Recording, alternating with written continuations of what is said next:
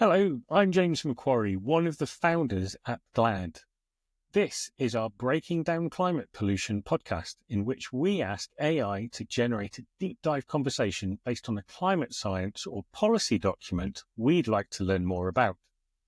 In this episode, we asked AI to take a deep dive into a policy paper from the UK's Department for Business and Trade entitled Framework and Terms of Reference for the Development of UK Sustainability Reporting Standards, and how this ambitious framework could reshape global transparency in business. Let's dive in.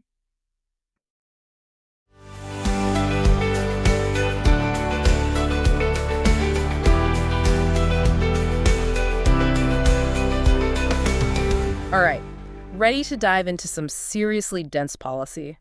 Today, we're tackling the UK's new framework for sustainability reporting standards.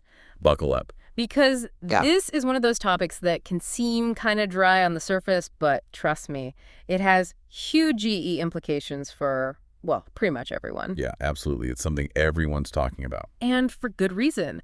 Investors are demanding more transparency. Businesses are trying to figure out how to measure and report their impact. It's like the Wild West out there right now. Yeah, and it's not just talk, right? Like, this is about real money, real investments being influenced by how companies measure up when it comes to sustainability. Exactly. But the problem is there's no universal rule book. It's like everyone's speaking a different language, which makes it pretty tough to compare apples to apples, or should I say sustainable pineapples to sustainable mangoes. Right, and that's where this whole thing about standardized reporting comes in.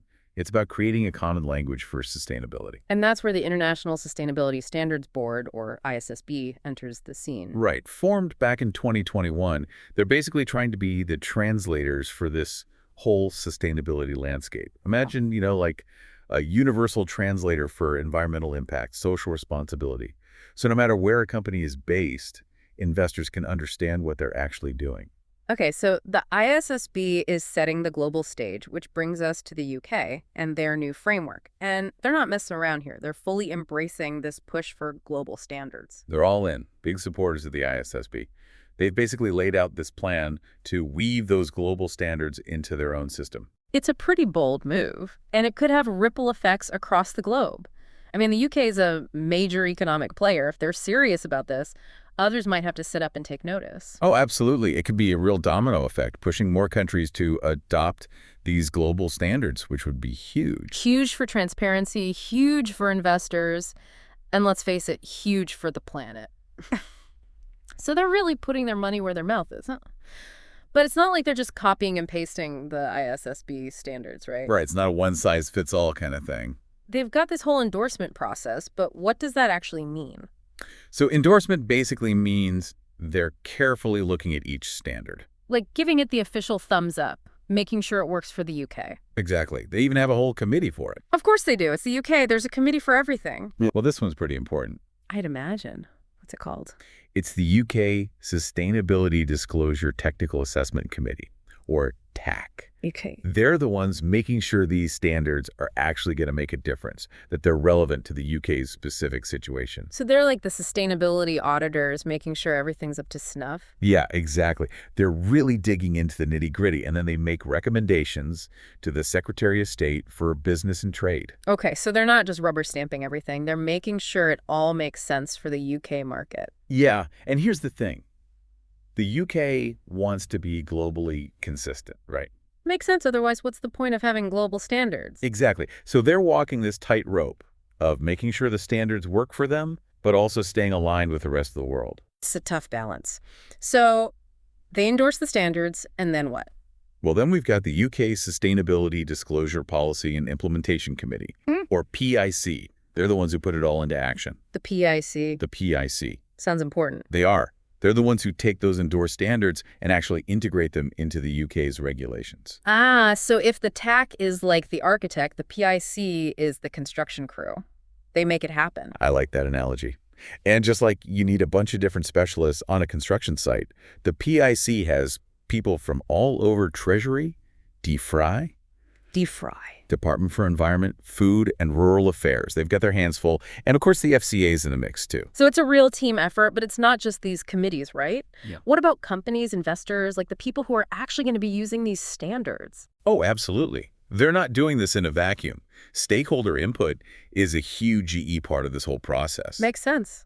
Got to make sure these standards actually work in the real world. Exactly. The TAC, for example, they're going out there getting feedback from companies, investors, you name it.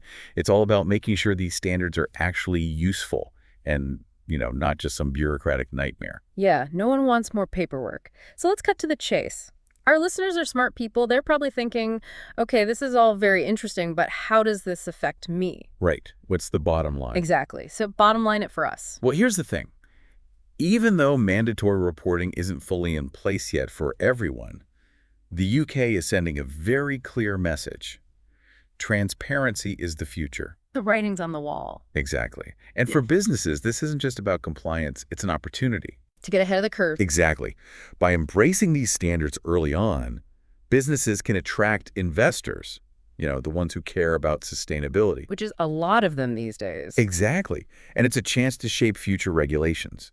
So it's not just about keeping up, it's about leading the way. Showing the world you're serious about this stuff. 100%. Now, one thing you might have noticed is this whole policy seems very focused on climate-related disclosures. Which, let's face it, is a big deal. Huge. But the cool thing is, this framework, it's built to expand. So it's like the base camp for a much bigger climb. Love that. Yeah, they're starting with climate, but this framework, it's designed to incorporate other sustainability issues down the road. Could be supply chain ethics, biodiversity, all sorts of stuff. So much to think about. It's like they've given us a glimpse into the future of sustainability reporting, and it's up to all of us to, stay informed, get involved, and help shape that future. That's it for today's deep dive, folks. We'll be back next time with more insights from the front lines of sustainability. Catch you then.